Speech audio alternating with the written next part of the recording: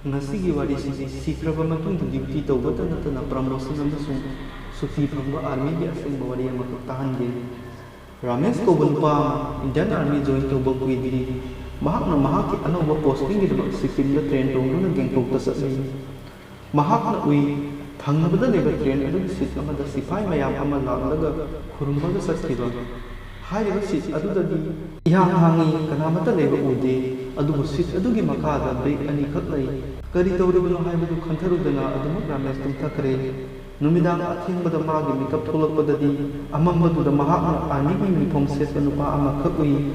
hangduna leramba sit aduda phamduna lerami mahakna Ramesh ta minu amaga loinana munna yengi Ramesh na kiraduna tumlambadagi phamthaduna mangonda hangi sigi sitsibu nangira haina nupaduna mangak ngomlaga hoi haina paupum pirei mahakna makha tana hangi nangbu kanano karigino mayamna nangi sita laaga khurummaga satkibadu haina Ramesh na hangi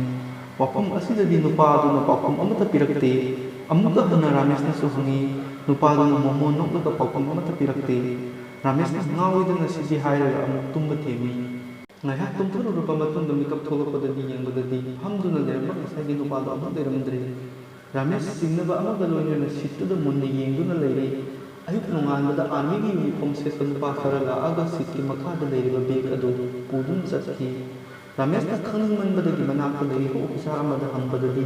Ramesh kibana thak niklei officer aduna hai madugi sit adu baba Harbhajan Singhini haina hai mahak 1968 ta sikre haina hai Harbhajan 1966 ta army join tawki mahakna duty gi matamda ising le iraq aduna leitide numit humni sukna magi asiba haksang thibada phangkide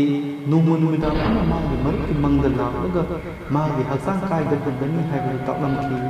nongalaga army na thibadani hairam le mapam aduda leiramki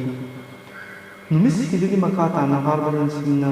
yeknabagi plan sing sipai gi mangda lagtuna khanghan bahauki asum tawduna Indo China border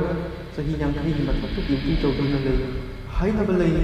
nungdangda duty tawraga leiba sipai singna uirabadi mahakna lagka khupak India Army na su mahak hojik phawba duty tawduna lei haina thajane mahakku captain gi promotion pibada natana baba haina khangai mahakki license na saguna tongana magi ka thami maduta natana seta sana phiron sing thami nongalaga ka singdum pukudingi khumup amadi phirolda lekhum taiba su thingnai